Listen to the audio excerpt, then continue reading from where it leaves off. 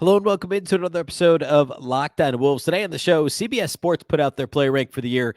Anthony Edwards is in about the right spot. Karl-Anthony Towns and Rudy Gobert, though, ranked a little bit too low. I'll tell you why. Also, the Timberwolves officially signed 4 Exhibit 10 players to training camp deals. We'll run through that list as a bit of a player preview here at the end of the training camp roster. It's all upcoming. Welcome in. You are Locked On Wolves.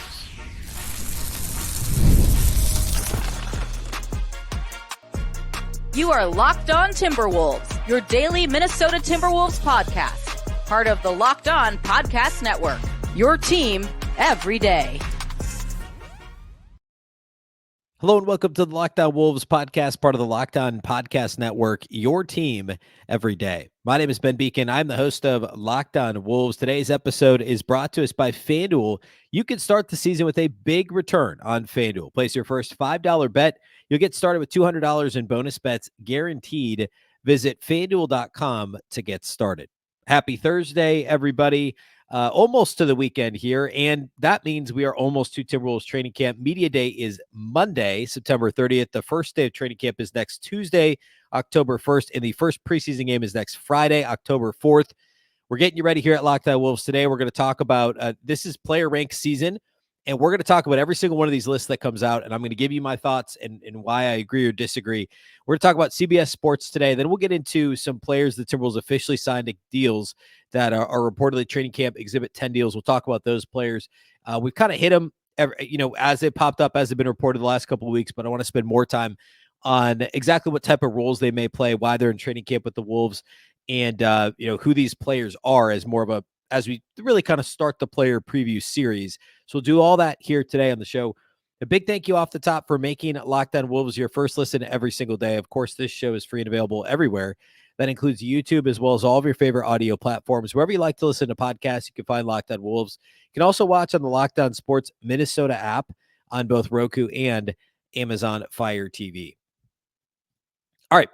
Let's start with CBS Sports player rankings. So these are out now officially over at CBS Sports, and thankfully they have. They actually came out last week, but I decided it's time. Like I was kind of holding off on like the Ringer did some stuff back in June. They've kind of had their updated every few weeks they update their list. I didn't talk about it at the time because the Wolves had just finished playing and there was other offseason stuff to get through. I'm not going to go back and look at it now. I'm expecting they're going to update theirs again. I thought I liked their list a little bit more. ESPN will undoubtedly do theirs. I think they just do 100 players now. They used to do all of them. So there'll be other lists that we talk through. CBS Sports, though, they have on their list where each guy was ranked the previous year, which I think is a helpful tool. I want to start with the headliners. I want to start with Anthony Edwards, Karl-Anthony Towns, and Rudy Gobert, and then we'll also mention the other guys that are on the list. So Ant made it to number 10 on the CBS top list. I think he's number 8 on the Ringers list, just for context. Last season, he ranked 22nd at this time for CBS Sports. I'll quickly run through the players ranked ahead of him. Nikola Jokic, Giannis, Luka Doncic, SGA number 4, Joel Embiid number 5, Steph number 6, Jason Tatum's at 7. I'm a little surprised he's behind both Embiid and Curry. LeBron at 8, Kevin Durant at 9, and Anthony Edwards at 10. I can't really argue with the guys ahead of him. I may rank him ahead of Kevin Durant at this point, and probably ahead of LeBron James at this point. I don't think I could get him higher than 8 on this list. I think the top 7 guys are all guys I would have ahead of him. I'm fine with it. I know Embiid's injury prone. I get it.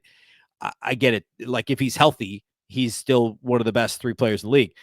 Anthony Davis, 11. Wemby's at 12, which is aggressively high. We'll talk more about who's behind Ant here in a little bit because there's a lot of guys that had a cat that I don't agree with. Ant at 10 actually makes some sense to me. And I've been kind of like in passing on this show, talking about Ant as like one of the 10 to 12 best players in the league. Remember, he was all NBA second team, which by definition, then he's a top 10 player. Almost, because there's still positional designations in terms of guards, forwards, or front court. I forget how they did get rid of it this year, but still, voters are still kind of thinking of it as like this is a team, right? It's a team of 5. It's not just the top 10 players, or we just call it the top 5, and then the next 5, and then the third group of 5, right? So I think the voting is still a bit more in that sense, where people are thinking of it as a group of 5 players. So maybe CBS Sports use that as a guide here. I don't know, but Ant being 10, in my mind, he's probably 11 or 12. Like I would put all the guys that are ahead of him on this list ahead of him, except for maybe LeBron and Kevin Durant. I'd consider Anthony Davis ahead of him. I'd consider, well, I don't know. Actually, that might be about it. A healthy job, maybe, but I don't think you could do that at this point. Healthy Kawhi, probably, but I don't think you could do that at this point. Like, there's a lot of those question marks on here. So I think 10's actually probably about right for Anthony Edwards. I don't have a problem with him being at 10. And I don't have a problem with any of the guys ahead of him. You could quibble on Durant, you could quibble on LeBron. I'll read what CBS says. It says Edwards jumped from 22nd to 10th this time around with emphasis, which emphasizes his stunning ascension to stardom. He averaged career highs across the board last season, made his first All-NBA appearance, led the Wolves to the Western Conference Finals, upsetting the Nuggets en route early. And then it talks about the aesthetic comparisons to Michael Jordan and his summer with Team USA. I agree with all of it. Makes sense to me. I'm actually a little surprised he was as high as 22nd at this time last year. I think I would have had him in the 30s at this point last year. I think most lists did. So Ant being at 10 makes sense to me. I'm cool with it. Now, the Timberwolves would have another player listed until 38. Karl-Anthony Towns is ranked 38th on this list. Now, Karl-Anthony Towns was an all-star last year for what, the fifth time, I believe? Fourth time? Fifth time? I think fourth time.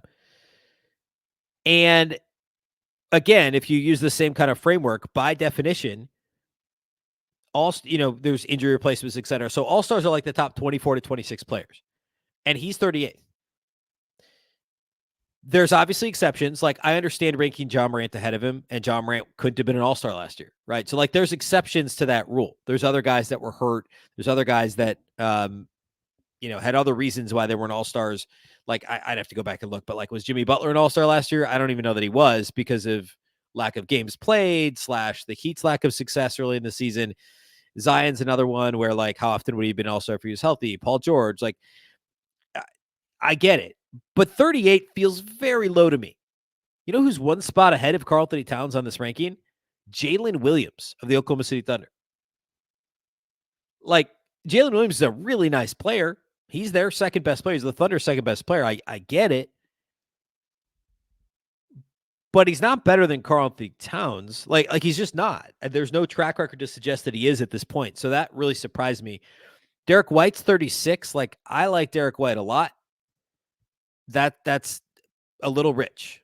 I think having him there is a little rich for my blood. I think Derek White's probably, in the realm of around 40. Like, it's not crazy, but I wouldn't have him ahead of Karl-Anthony Towns.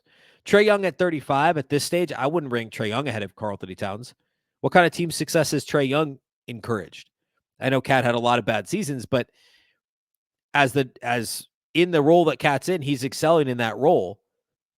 And is spurring on this team's success. I struggle to put Jamal Murray ahead of Karl-Anthony Towns. Pascal Siakam, that's another one. I don't think I'd put him ahead of Cat. Drew Holiday, fine. Lauri Markkanen, I can see it at this stage. Like with the year that Markkanen had last year, if you want to do that, fine. I get it. Let's see. There's a couple others. Oh, Chet, by the way, I said Jalen Williams was the Thunder's second best player. Chet Holmgren's ranked 30th on this list, which that feels a little bit high to me. Like, I don't know that I'd have Chet in the top 30 of the NBA. I don't know that I'd have Chet ahead of Jalen Williams. So that really surprises me.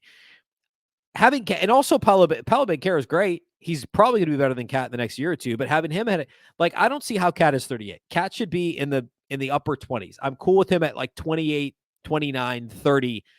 He's at least 8 to 10 spots too low on this list. All he did is go out and shut down Kevin Durant in round one. Defend Nikola Jokic more than capably in round two, forcing a game 7 that the Wolves came back and won. He struggled offensively, especially in the third round in the conference finals against the Mavs. I get it. And certainly there's things that pull down the ceiling of what Karl-Anthony Towns could have been. The silly offensive fouls, at times spotty defense, which wasn't an issue last year. Some of the goofy Cat stuff that Timberwolves fans are still kind of dealing with. But he's a really good player. He is an all-star player who's been on an all-NBA team twice. And he's 28. He's not 34. Ranking him 38th to me seems really, really silly. Like, what more do you want him to do? The volume decreased for him. He's not playing center anymore, so the scoring numbers decreased because of the lack of volume or a reduction in volume. The rebounding decreased because he's not playing center. He's being pulled further away from the rim. He's doing things like guard Kevin Durant. Dude's still shooting 40% from 3. what do we want out of Karl-Anthony Towns? The team's winning. They went to the conference finals. Like, what? Why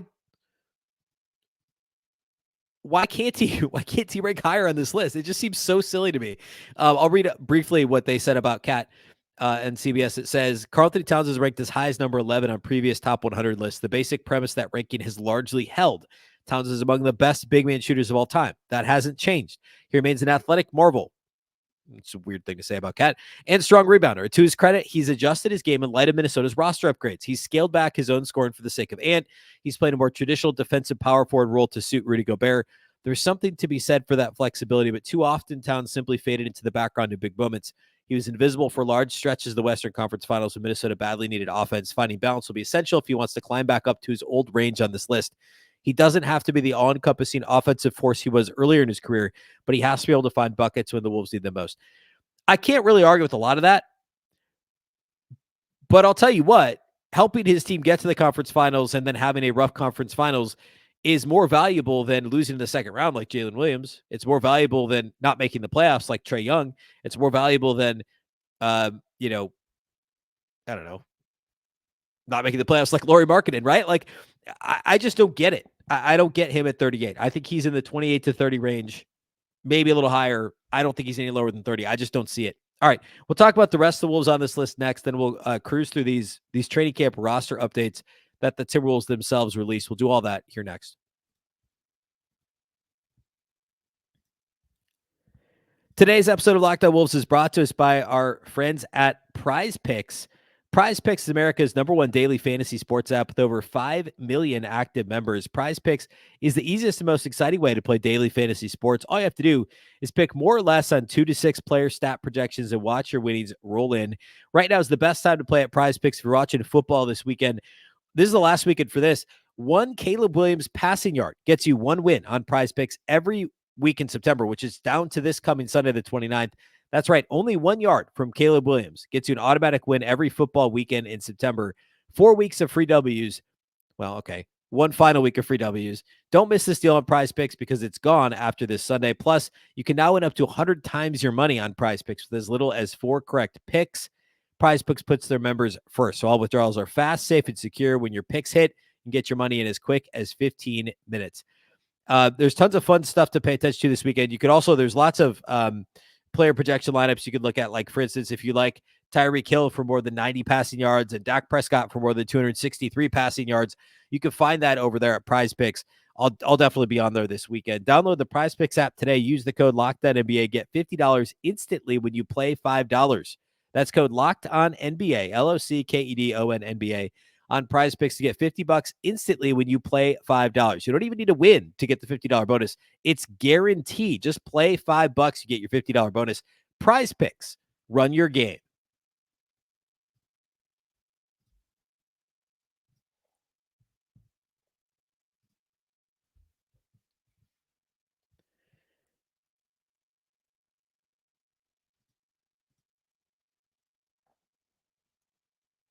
Today's episode of Locked On Wolves is also brought to us by our friends at Gametime. Gametime has a new feature called Gametime Picks that makes getting tickets for your favorite live events even easier. Gametime Picks filters out the fluff to show you incredible deals only that give you great seats, so you don't have to waste time searching through thousands of tickets. There's plenty of options over at Gametime. And by the way, the Gametime Picks also curates what is most relevant to you, makes it even easier to save more on sports, concerts, comedy, theater, etc. Any sort of live event you like to go to, you can find it over there at Gametime. Plus, you can toggle on the all-in pricing feature, which lets you see your total up front. So that way you're not dealing with any surprise fees at checkout. Be sure to toggle on the all-in pricing feature to see that. You can also see panoramic views from your seat in the app before you buy and take advantage of the lowest price guarantee. If you think you find a better price elsewhere, well, guess what? Gametime is going to credit you 110% of the difference over at Gametime. And as always, Gametime ticket coverage means that your purchase is covered with the most flexible customer service policy in the ticketing industry. Take the guesswork out of buying tickets with Gametime. Download the Gametime app, create an account, and use the code LOCKEDONNBA for $20 off your first purchase. Terms apply. Again, create an account, redeem the code LOCKEDONNBA. That's LOCKEDONNBA for $20 off. Download Gametime today. What time is it? Gametime. A big thank you once again for making Locked On Wolves your first listen of the day. Now, for your second listen, enjoy the Locked On NBA podcast. There's no offseason in the NBA, and Locked On NBA provides daily basketball analysis from national and local experts in 30 minutes or less. No one keeps you as informed and entertained as Locked On NBA, available on YouTube or wherever you get podcasts. Part of the Locked On Podcast Network, your team every day. All right, so Cat is ranked 38. Ant is ranked 10th. You know where Rudy Gobert is ranked on this list? 39. One spot below Karl-Anthony Towns. Last year on this list, I should note, Cat was 37 last year, which made sense to me. I didn't argue the Cat thing last year because he was coming off the calf injury. He played, 20-ish regular season games, wasn't himself in the playoffs. Fine. Rank him 37. For him to have the year he did and rank him 38 is crazy. I'm back on this again because it's so nuts. Rudy being 39, I'm okay-ish with that, more so than Cat. Like, I think Rudy should be in the mid-30s. I don't think he's quite as misranked as Cat because he is limited offensively. And for a list like this, it's hard. Like, is his actual on-court impact better than 39th in the league? Yeah, it is. It absolutely is. There's a reason why every defense he's been on, except for one, was been a top 10 defense. Now, last year on this list, though, he was 55th, which was even probably crazier than Cat being 38th this year. What they say about Rudy on this list is, I'll read this directly. It says, so much for the Gobert trade being a disaster for the Wolves. The Frenchman reclaimed his throne as the defensive player of the year last season, winning the award for a fourth time, tying Dikembe Mutombo and Ben Wallace for most all time. He helped the Wolves make the Western Conference Finals for the first time since 2004. There's always going to be certain matchups where it makes sense for the Wolves to have Naz Reid out there, but last season proved that the Gobert Karl-Anthony Towns partnership can work. Agree with all that.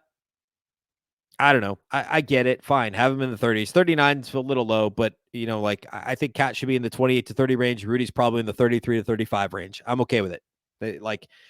But 39, again, feels very low. Like, I don't know. Is Jalen Williams a more impactful player than Rudy Gobert? I don't think so. Is Trae Young? No, absolutely not. Like it's just how, quarterback wins are not a quarterback stat in the NFL if you're a football fan. There is something to, Trae Young, how many good teams has he been on compared to how many good teams has Rudy Gobert been on? Is Trae Young a more compelling basketball player for a casual fan to watch? Can he score the basketball better than Rudy Gobert? Absolutely. But is Rudy Gobert's impact on winning greater than Trae Young's? I don't know that you can argue it's not. I just don't know how you argue that with a straight face. The track record is there for Rudy Gobert. So him to be ranked 39 really did surprise me a little bit. Not a lot, but a little bit. Okay. Jaden McDaniels is 62nd. Last year's 83 on this list. They say most people know McDaniels is one of the best perimeter defenders in the league, but McDaniels is not a one-way player. He scored at least 21 points in 4 playoff games and 18 and a fifth while converting 43% of his postseason three-pointers. He's growing as a driver and individual shot creator, just a supremely valuable player. Now, that write-up's a little more glowing than even what I would have said about Jaden. He certainly is one of the best perimeter defenders in the league. The three-point shooting took a dip last year. The playoff three-point shooting was great. So hopefully that's the real Jaden, and plus the 40% he shot 2 years ago. But remember, he was under 34% last year in the regular season. And we'll talk about him in a player preview here soon. I'll do probably at least half a show on Jaden McDaniels. There certainly were some areas where he improved offensively. The shot selection has improved. He's not driving into traffic and just turning it over. A lot of that stuff's better. And the playoff scoring was a pleasant surprise. I talked the other day about his corner crashes in the series against Phoenix, how important that was. Picking his spots on the offensive glass is going to get him some easy buckets, going to help the Wolves offense in terms of efficiency, kind of buoy that offensive rebound rate that is often sluggish for Minnesota. But yeah, 62nd feels about right. I mean, he's a spot ahead of Aaron Gordon. He's just behind Chris Middleton, Herbert Jones, Jared Allen, LaMelo Ball. I don't know. That's probably fine. I'd probably put him ahead of LaMelo Ball. I could also, I'm fine with him being behind Aaron Gordon by a spot, or even Miles Turner or Alex Caruso. Alex Caruso, 65 to me actually feels a little bit low for Alex Caruso. 64 feels a little bit low for Miles Turner. I don't know. I think Jaden in the 60 range feels right to me. In the same neighborhood as defensive minded guys like Caruso and Middleton and Herb Jones, Jared Allen. Feels like that's what they did, is they just stuck all these defensive guys right around 60, but I'm okay with it. Naz at 75 wasn't ranked last year on this list, and they basically just say He could do a little bit of everything. They call out his 41.4% from 3-point range as potentially being an outlier. I would agree that there's a chance that's true. We saw him struggle a bit from outside the arc in the playoffs, but Naz at 75, I'm fine with that. Mike Conley's at 85. He was 91st last year, which I thought was too low of a rank. 85 is probably about right at this point. He certainly started to break down a bit in the playoffs. You saw him get tired and get clearly worn down. So we'll see if he can give the Wolves at least one more great season, hopefully two. But he's 85th on this list, a spot ahead of Anthony Simons with Portland, spot behind RJ Barrett. I probably put him ahead of RJ Barrett, a couple spots behind Kuminga. Emmanuel Quickly is at 82. I'm okay with it. I don't really have a major problem on this list overall. The Wolves tied with the Knicks, Pelicans, and Thunder for the most players in the top 100. They have 6 players on the list. Again, the Knicks, Pelicans, Thunder, and Wolves all have 6. The Celtics have 5. A bunch of teams have 4 and 3. The teams that only have 1 player, the Jazz, Nets, Pistons, and Wizards, each only have 1 player on the list. So my how times have changed from just 3 years ago. The Wolves had been, it was always Towns, and then D'Lo and Ant would barely be on the list, just a few years ago. And now to have Jaden and Naz and Conley instead of D'Lo and Ants in the top 10 on these lists, it's crazy. It's crazy how we're there. But overall, I think the list is okay. I think the cat thing's a travesty.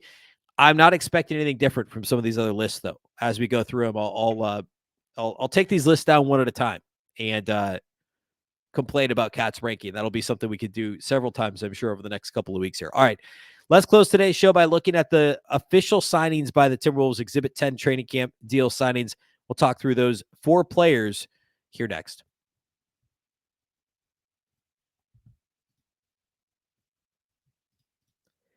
Today's episode of Locked On Wolves is brought to us by our title sponsors over at FanDuel.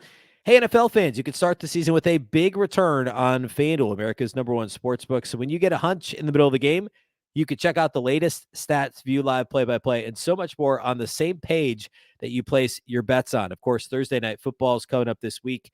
It's the best time to be on FanDuel is Thursday Night Football. This week, the matchup is, I'm going to see if I can pull it up real quick here. Let's see. This week's Thursday Night Football, I think it's a good game.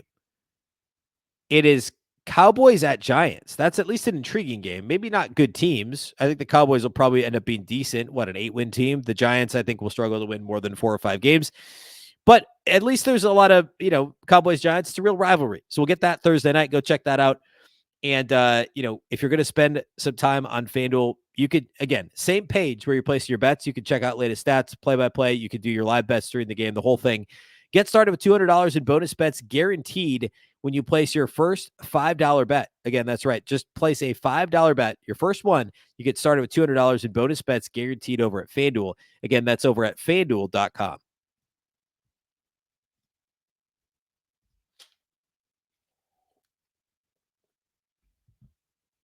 All right, so we've been reporting all along on this show, as it's been reported, the Wolves have signed, as they sign players for training camp.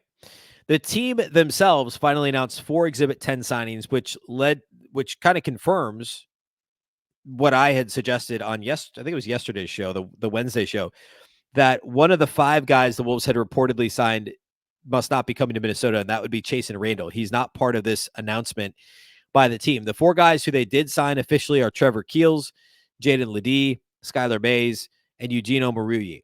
We talked about all these guys over the last 10 days or so. Keels we talked about just yesterday, and they all essentially play different types of roles. I guess Keels and Mays would be the 2 most similar, but Keels is a defense first. In theory, he's a 3-and-D type guy. Remember last year he spent the season with the Iowa Wolves, and he was with the Summer League team. I believe last year he was drafted in the second round by the Knicks in the 2022 draft. So 2 seasons ago, or 2 years ago, I guess, just over 2 years ago. And played in 3 games for them that year, spending most of the year in the G League. I'm a little underwhelmed by what his ceiling is. He's only 6'3". The wingspan's good, but I don't think he's got great upside as a 3-point shooter. And he hasn't, he's fine defensively, but I think the idea of Trevor Keels has been better than how he's actually performed. The stuff he did in 1 year at Duke isn't all that impressive either in terms of as a shooter. I think he's a little bit limited, but clearly the Wolves liked him enough if he was in training camp last year with the Iowa Wolves to bring him back as depth. He really is more of an undersized combo guard with a limited offensive game. That's kind of how I see Trevor Keels. He's certainly the least excited of these four. But again, they must like something. It's kind of how I feel about Daishen Nix. Daishen Nix has at least some juice to his offensive game, but they keep bringing Daishen Nix back. There must be something they like about these guys, whether it's off the court or leadership on the court or in the huddle or whatever it is. But Trevor Keels is back in the Timberwolves uniform for preseason. I should also say the press release does not, the team never says what types of contract these guys are signing, but it's been reported they're Exhibit 10 deals. Reminder, I feel like I'm doing this every show, but I want to make sure I put this out there. Exhibit 10 deal means they are part of training camp. It's a non-guaranteed contract, but if they're waived from training camp, which they almost always are, and stick with the Iowa Wolves in the G League, they get a bonus of like $77,500 to stay with the G League team for 60 days. So it's like a preferred, almost like a preferred walk-on in college in a sense, where they're not going to make the team, and they're not given like an actual guaranteed contract. But if you stick around, in this case, I guess you get money now in college too, but you'll get paid a modest compared to NBA contracts bonus to stick with the G League team. The other backcourt guy the Wolves are signing is Skylar Mays. We talked a lot about him last week. He's probably he is the most recognizable NBA name because he's had a couple stints with Portland that were pretty effective. And then last year, he actually signed on with the Lakers for the rest of the year after starting the season with Portland. He had a really nice stretch. I went through this again last week with Portland where he was averaging, I don't know, like a 5-game stretch where he was averaging around 15 a game or something like that. He's a decent enough shooter. He's not super athletic. He's not huge, but he's got a little bit more juice as a scorer, certainly than Trevor Keels, despite being a similar size. I think he's a more savvy offensive player, can really play point guard. I don't think Trevor Keels is going to be playing point guard, but I think Skylar Mays could. To me, he's like the breaking case of emergency. Like, God forbid somebody gets hurt in the Conley / Dillingham / Alexander Walker type realm of guys.